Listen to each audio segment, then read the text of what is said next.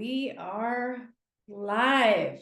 Welcome, everybody joining us in our Zoom room, hopefully, or joining us live on the live stream. I'm Ashley, the founder of PGN. This is a 30-minute peer-to-peer support. And I'm going to go through some quick disclaimers so that you are entirely familiar with this space, what our intention is, and know what you're engaging into. This is a community discussion around ethics for psychedelic guiding. And so this is meant for educational purposes only. If you are exploring an ethical situation yourself, it's best to get professional support, as there are many nuances to yourself and to the clients that you work with that probably require individual attention. Nonetheless, we hope that this is a fruitful space that will help you explore ethically situations that you might be incurring in your work. We're going to be exploring vignettes together. Initially, when I had started this, I thought it might be good to have people just share live situations that they're wanting to explore, but in the spirit of confidentiality and privacy, and since this space will be recorded and placed on an open channel, we're going to read hypothetical vignettes. And so I have a vignette today and would love for everyone, if you have other situations, client examples that you'd like to have explored, please email us the situation and we'll create a vignette and review it in our next weekly live. And the email is support@psychedelicguidenetwork.com. Finally, I am just holding the frame of the space. This is a hive mind. I do not have the final say. I am not the end all be all when it comes to ethics. And instead, this is a community discussion. So we really hope that everybody chimes in with where they're at and how they feel about the topics that we're recording. And just so you know, if you do share, you're in our Zoom room and you come on live, your name, your voice, your video will be blurred when we place it on the open channel. So you don't have to worry about any of your personal information or identifying images, voice, name being placed on the open channel. I am going to screen share really quickly our group agreements that we use in our wisdom circles. Once we do enter into a communal space and have communal discussion, I think it's really important to know how we intend on engaging and agree to engage with each other. And so when we're sharing, let's be concise as we can. We have 30 minutes. Make sure that you're sharing the mic. Others might have feedback that they'd like to share. These are very charged topics, so one person shares at a time. If you have something you'd like to say, please raise your Zoom hand if you're in the Zoom room. We'll be monitoring the live stream for your comments as well. Please give us grace as we figure out how to integrate that into the live. Confidentiality is important. So if you are engaging with others on here, please maintain their confidentiality. What's said here stays here. And again, for privacy and confidentiality, we'll be blurring names, faces, and images on our channel. Please speak from your perspective using I statements. Please take care of yourself and take responsibility for your boundaries. If you desire more or less of something in this space, this is a communal space, please let us know. Please maintain respect and unconditional positive regard for your peers in this space. We are all coming from different backgrounds with different orientations and different styles of guiding, and even different ethical trainings or backgrounds, or maybe ethics is new to us. So let's maintain the inherent good of our peers. We're all here doing our best and remain open to what is shared. And so without further ado, I am going to jump into our topic for today and would love to get feedback. Would love to source comments, would love to engage in a discussion with you all around how you would handle and move through this ethical situation. So the vignette for the day: you are a facilitator. You support group ceremonies. You support the space with facilitation. If a member in the group is struggling, you also support the group ceremony space by cooking food. You're a stellar cook. You create these amazing meals. Everybody loves them. And that's one of your gifts to the space. One of the journeyers in the group ceremony, you've been assigned to check in with before and after ceremony, they're on your radar for your support. And this is the journeyer's first time working with this medicine in this medicine space. The journeyer is enamored by the support that you provided during the facilitation. The journeyer is enamored by your cooking skills. They want to learn how to cook like you, and they want to get to know you better. They had a breakthrough experience and are feeling really intimately enamored again by the whole situation. So they've made several comments to you about how they would love to learn more and suggest to you that they'd love to learn how you cook specifically, implying that they would like to keep the channel of communication open, even after the container has closed, suggesting maybe they can come to your house. You guys live somewhat close to each other, so maybe there's an opportunity for them to come over and to learn how to shadow your cooking style. The ceremony closes. There are 2 integration calls scheduled for the whole group. You want to support the potential opening around cooking and creative expression. Maybe it's part of their integration, but you get this request often by people. A lot of people love your food, and you aren't feeling particularly called to extend any invitations. How do we respond? Are there any ethical considerations here? What is in best service to the client? What is in best service to yourself? So opening us up for thoughts, questions, comments, and just a collaborative discussion around how we might engage with this situation. And maybe we start with, are there any ethical, open to whatever's coming up, but are there any ethical considerations here? I would think maybe one thing would just kind of, maybe if there's boundaries to be established, or maybe what kind of guidelines there, you know, kind of what history would be on either side of the person interested in having the recipes and the person that's kind of cooking them, you know. Maybe there's some, and it may be subconscious, maybe things that we are unsure about until it kind of comes out, you know, and then you go, oh, maybe these need to be boundaries that we kind of establish. So that just kind of is my first initial thought. I don't know. Love that. Yeah, boundaries, I think, is a big word here. What are the boundaries of the container that were agreed upon? What are the personal boundaries of the facilitator? And I think it is really important to know where the container begins and where the container ends. Because in this situation, the facilitator, the guide, the support for the space isn't feeling particularly called to engage or connect more after the container, which I think is okay for that person to have that boundary. But what if there was a situation where the facilitator or cook and guide in this situation did feel called? They really resonated and energetically felt a resonance there with that person. It was like, yeah, it'd be cool to hang out. And so what are the boundaries that we maintain? I guess a question that comes up for me is, is this entering into a dual relationship or not?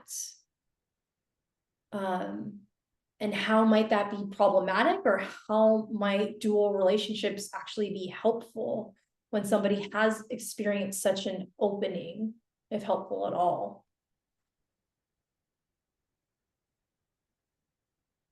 Yeah, that's a great point. You know, it may be an opening opportunity for both the facilitator and for, because maybe like you know that you said that they, you know, if they do feel that there's a little kindling of flame that's burning, that they have an interest and that they may be called to it, that it may be something to explore a little bit of, you know, and maybe may see that there's some opportunity there. And you never know that maybe through that opening of being connected and sharing recipes, then you form another bond, another connection that leads to a potential lifelong friendship, something else positive out of it. So yeah, there could be both benefits to it, I would say, but maybe just kind of like I don't know, tread water or dipping your toe into it into the pond instead of just jumping in a big cannonball. You know, jump into the pool, kind of just test it a little bit.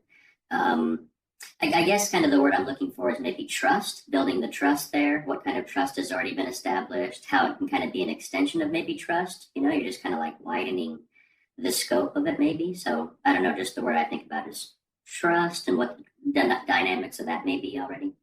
Absolutely. Yeah.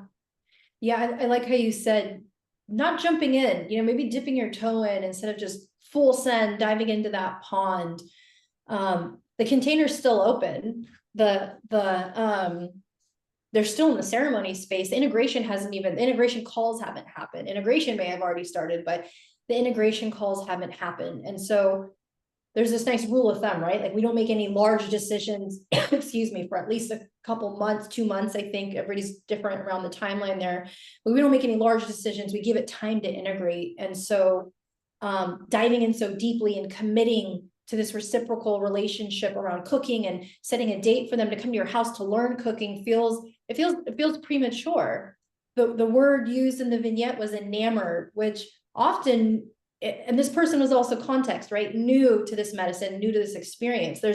I can imagine a lot of openings and awakenings and feeling so enamored by the experience. And sometimes that gets projected onto the guides and the facilitators in the space. And so it's really healthy to take things slow, dip your toe in, give this energy that's presenting, this interest and spaciousness to integrate first. Maybe they go home and they're like, wow, I was just really excited there. I still think that the guide and the facilitator is amazing, but I don't feel as called I don't need to go to their house anymore. So knowing where the container ends and taking it slow and allowing the integration to happen, allowing the container to formally close, if there's any connection to happen after the container. So I think first, yes, taking it slow, dipping your toe in. It's also really great to support this opening. And so while we're talking about boundaries and what's ethical and what's unethical, I think we first maybe skipped a step, or what should come first is like enthusiastically noticing this excitement for cooking, noticing this creative expression that has just been birthed. And maybe it's with the guide or not, but it's really beautiful to witness that seed be planted and this new inspiration come up for the journeyer and for the seeker. And so expressing gratitude and appreciation for the association of the guide being the conduit because of their cooking, but also just, hey, this is irrelevant to me as your guide, but you're noticing an opening for cooking and for creative expression. And that's a beautiful thing. And we really want to promote that and encourage that. And depending on where the guide stands with their ethics and continuing after the container, you know, inviting that energy to integration. This is something, maybe this is part of your integration. Maybe you want to take some cooking classes on your own or explore the cuisine, and I can give you some recipes. And so really, I think fostering and encouraging that opening, and then exploring, hey, where are my boundaries and where is a redirect needed?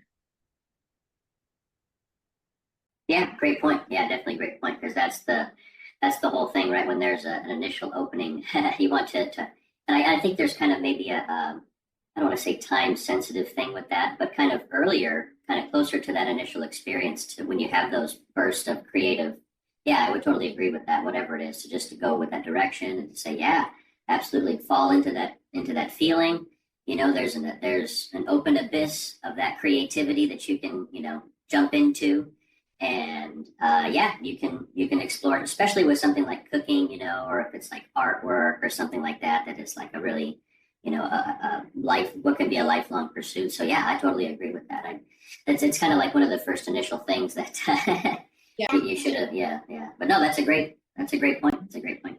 yeah, and it's all in the flow of the organicity of the environment. You know, hopefully we don't feel strong armed into a structure of do this first and then that next, and then like these are natural things happening. Yeah. Just keep in mind, no right or wrong way as we explore these things together. I'm curious if anyone, in Marielle, who's our admin here under PGN lead in the Zoom room, I'm curious if anybody, if you can explore the LinkedIn Live, if any comments are coming through or questions.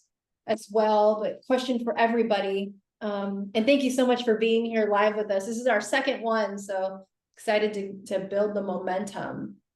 Are there any problems with continuing a relationship outside of the container? So the guide doesn't jump in right away. The guide's open to maybe teaching some cooking. And let's say the guide actually has like a little course or a program for cooking. And is like, wow, this could be somebody that could be really great for my course, my cooking program that I have. You know, cooking for medicine spaces or whatever the program is. Foods for medicine food is medicine. And so they go through the integration and then the container has ended. Are there any ethical considerations in one, inviting the journeyer to your house to learn some cooking, or two, you know, inviting them into a program that you have created? Or there, yeah, what comes up for us there? Well, I think maybe the first thing that I kind of think of is like what kind of maybe gender dynamics there may be. You know, if there's a male and female kind of relationship, what kind of, you know, it may be okay for them to, and they understand the guidelines and where they're at, but if lines may be crossed and, you know, you think you're going over there for a cooking class and then one thing, you know, you're somebody's, wow, I really am open and I'm having these strong feelings towards you and I don't know what to do. You know, it may try to shift into another thing while you're at their house trying to help them cook. So that's just kind of my initial thing.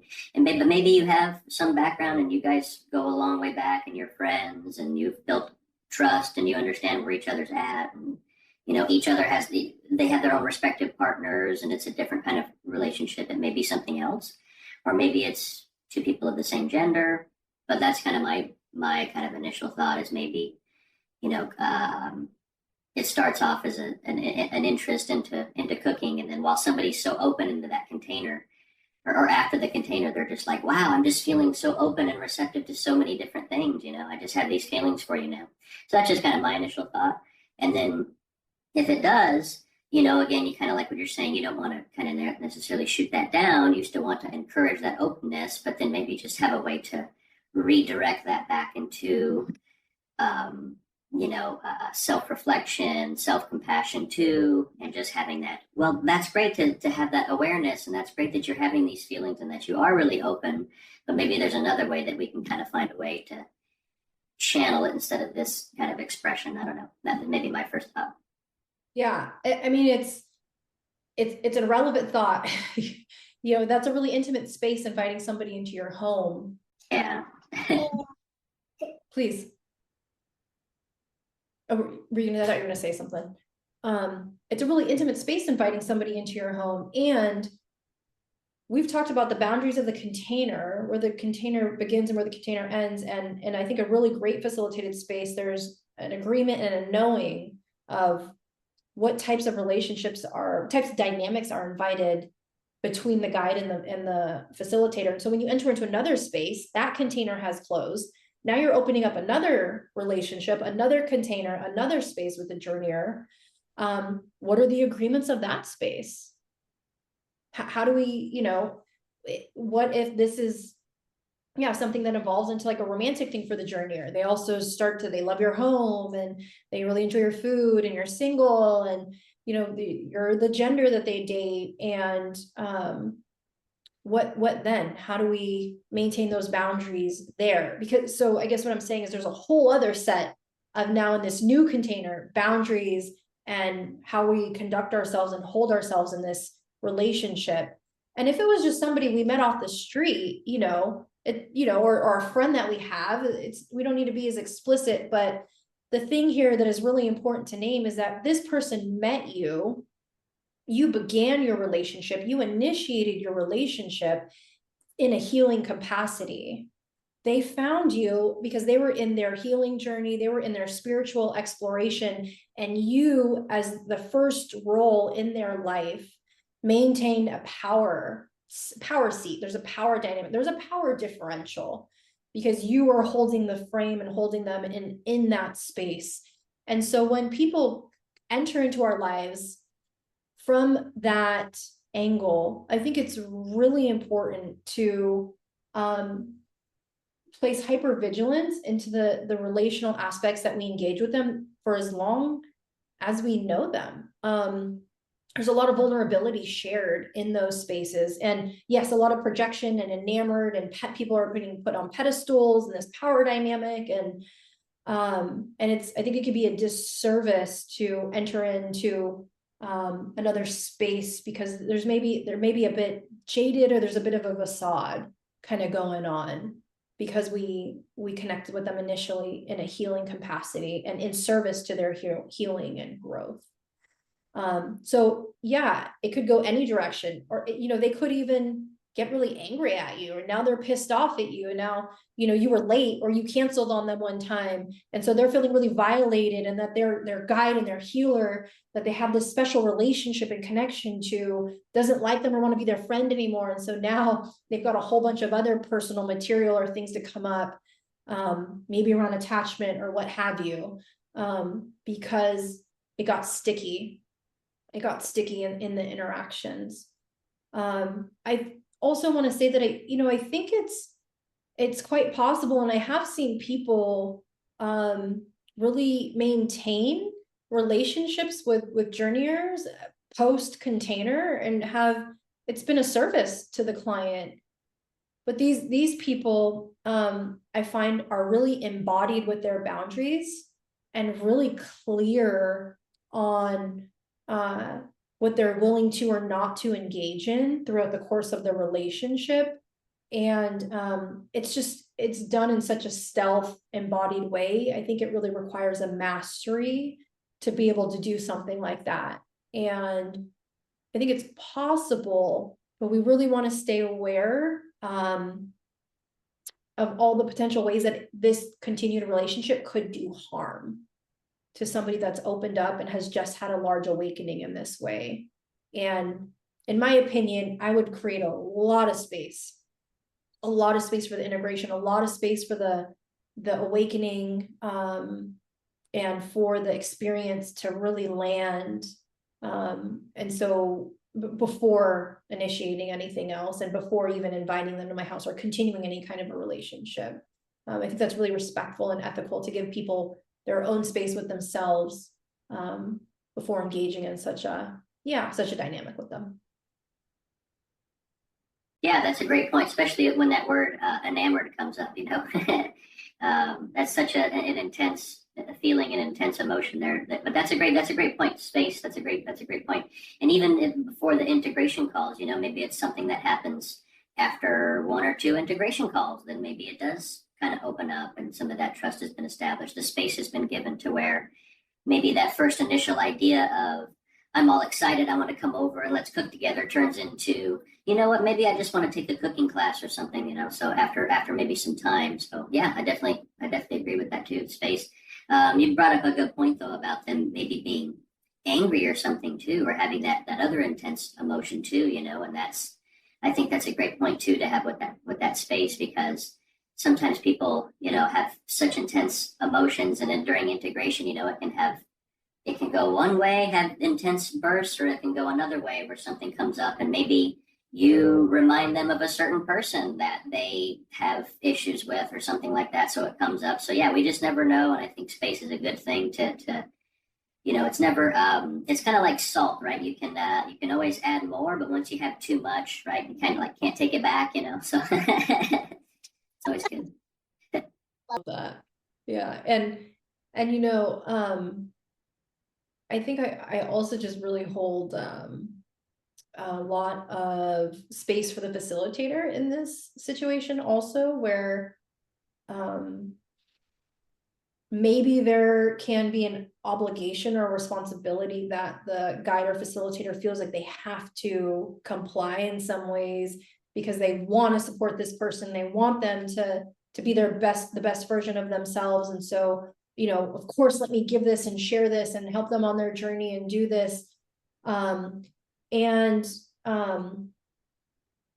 that's not, boundaries as the guide is also holding those boundaries, maintaining those boundaries is a service to the client as well. Being a good enough guide, being a good enough parent to hold the boundary for them, even in the face of an invitation that they invited you to, respectfully and politely declining an invitation and holding your boundary, I think is also really a great example of a healthy relationship and a healthy dynamic. And I hope that there's not a lot of guilt or obligation, and maybe I'm just pulling this out of the ether or speaking for myself in certain situations, but I can see how a guide who's really in service to a client's growth might feel really obligated to accept the invitation and overstep their own boundary of like, I've got a lot of people that ask me to do this, and I have something else separate for cooking, and I don't want to mix the containers, and it's a no for me, but I feel like I have to say yes. And so just really looking out for the guides also in their own boundaries. And it could be a great learning moment for both if a guide were to like respectfully decline an invitation from somebody in that space. And then maybe the journeyer still kind of has some feelings about it that are there to be worked through and processed. It's not inherently bad to have feelings. I think it's important for us to just be mindful how our delivery and the energy and naming our whys if we decline, and knowing that the intention is in also in service to the client to decline. That I think that's also perfectly fine and okay, and could probably use a little bit more of it in the space. Yeah, that's a great point too, about testing those boundaries or establishing those boundaries, and who knows? I mean, they may, when you establish that boundary, they may take it offensive now, like, what? Oh, you don't like me now because you're not going to allow me to do this? I thought we were friends, or I thought we had this relationship. Or they may be okay with it. Oh, okay, no problem. I didn't understand. Okay, great. Well, how about I just take a cooking class? So it really, I think, can be a moment for kind of integration, as much as we're kind of not thinking about that moment as being integration. That can kind of be a moment of, oh, hey, this is something that's coming up where you have to kind of practice self-awareness about, are these your emotions driving what's going on, or are these kind of, so I think that it has that opportunity too.